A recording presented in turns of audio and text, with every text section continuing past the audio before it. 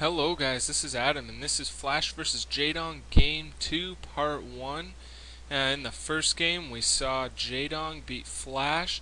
We'll see if Flash can come back from this. It's best out of 5, so Flash still has a lot of chance. He's not knocked out, not even close. So hopefully he didn't get too bummed out by that first game, and we're going to get this second game right underway. I want to talk a little bit about the history of Flash versus Jaedong. Why it's so epic is because they've met up a couple times in the past as well. And the first time Jaedong defeated Flash, and the second time they met up, Flash defeated Jaedong. So this rivalry goes back and has a history behind it as well. This isn't the first time these two giants have met, but now, as the 2009 MSL Finals, these matches are going to determine who's the better player. Maybe not necessarily, but the huge community will definitely respect whoever wins, and they might not meet up again for finals in a very long time, if ever at all again. So that's why this is very epic. And so the game has gotten underway. Jaedong red Zerg seems to be top left corner, so Flash is obviously Terran bottom right corner. And so here we go. Again, standard build by Jaedong. It looks like so far no cheese coming so far from him, which is nice to see. I don't really like to see cheese on big matches. It's fine on regular matches or even some finals matches if the players aren't super popular. But when they're both Starcraft giants like these two guys and considered the best gamers in the world, you really want to see a solid game, a long game from both of these players. They've both worked hard to get here, and it would suck to see either one of them go down to a cheesy strategy. So it's nice to see them both playing fairly with each other.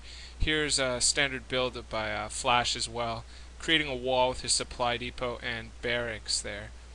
And Jaedong this time, it looks like he's going for the hatchery before the spawning pool. I mentioned this last game. Usually some Zerg players do that. Last game he got the spawning pool first. This time he's switching it up, getting the expansion a little faster. With a Terran opponent, you typically have time because whether they go mech or marine medic, their build requires gas and then either a factory or an academy. So by the time the Terran player gets all that down, you can pretty much safely have your early expansion up and running safely. So I imagine that's why Jaedong does it. He knows the timings in the back of his head. He knows unless Flash cheeses him and comes with really fast marine pressure, he's going to get away with it. So that's why he did it. And now Flash going for the expansion as well. This is pretty early, but not as early as Jaedong's, obviously. And Jaedong throwing down a third hatchery. So that's very interesting play. A little bit variation from typical build orders here. And that's what we like to see. These giants come up with new and innovative strategies. So hopefully we'll see a really good game here by both players. Jaedong looked like he's using a drone scout on Flash. Usually they just use overlords, but I guess because this map's so big, they wanted to make sure he wanted to make sure he scouted him correctly earlier on. So that was done there. Flash now coming up to Jaedong's space, going to see what's going on here. And Flash coming in, seeing the first hatchery. And is he going to go up the ramp, see more? Yes, he is. He's going to see that second hatchery. So he's going to know that there's 3 hatcheries by Jaedong. A little bit of a greedy play. We'll see if he decides to put early pressure or take advantage of the time here and perhaps expand again or build up a sizable army and then push out after that. We'll see what Flash decides to do. And looks like he's still just going standard, getting the engineering bay. This is nice and early for Flash, so this time he won't have last minute turrets coming up if he needs to. Academy, nice timing too. And looks like both their expansions are fully up and running now. Some Zerglings out by Jaedong trying to get this scout, and is he going to get it? He can see the lair. Flash sees the lair tech coming, but obviously that's coming. And yes, Flash deking through the probes, evading those Zerglings, keeping his scout alive as long as possible. Oh, and the drone comes in with this spit to kill. Deadly, vile acid spit. So Flash's scout is down, and it looks like Flash is just throwing down some more barracks, macroing up here. That's what he's really known for, his macro ability. He can just replenish armies as fast as you can destroy them. He's already got another one made. That's what makes him so powerful and so strong. You just can't seem to stop Flash from building up and building up.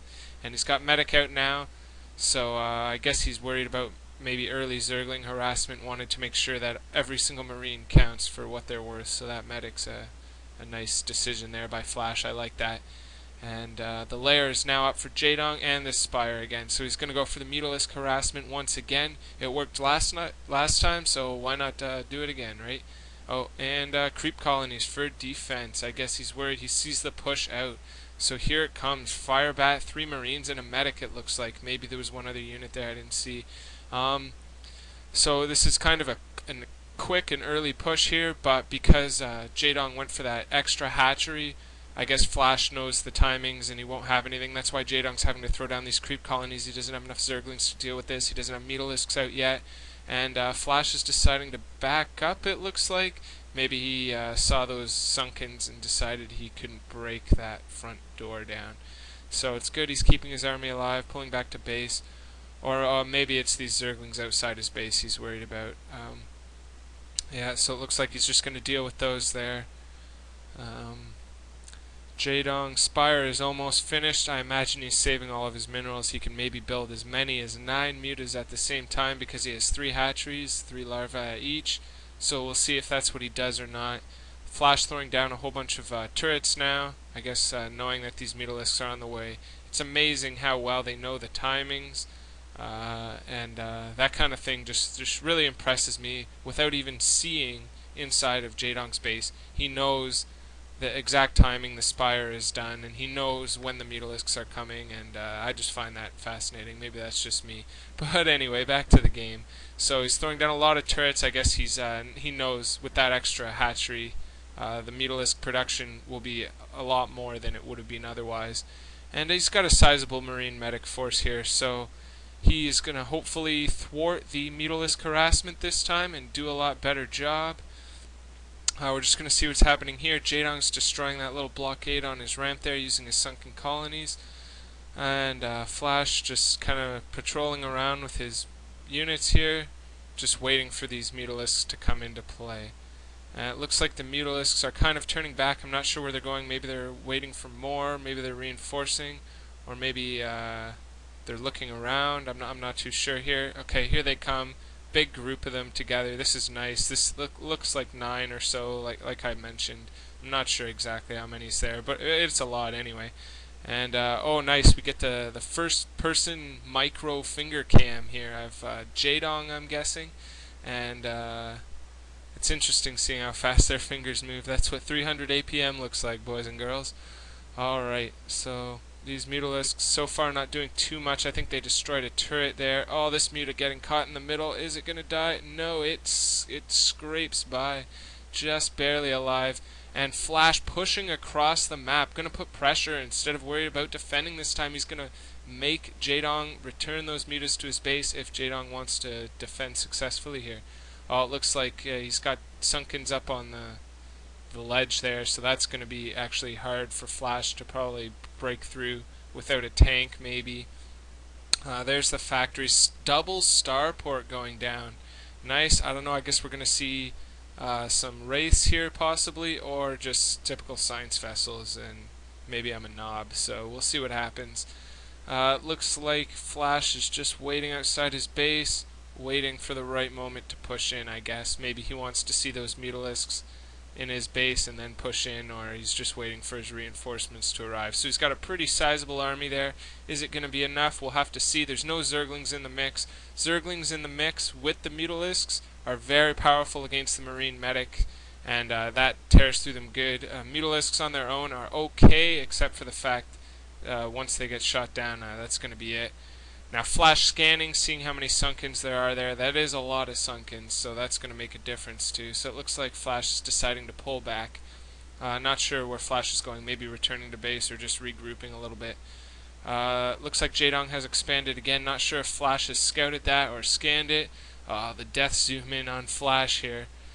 And we're going to see what happens. Big army outside Jaedong's base. So this is going to be the moment of truth. If Jaedong pushes in and loses everything, or if Flash pushes in rather and loses everything, or if Jaedong can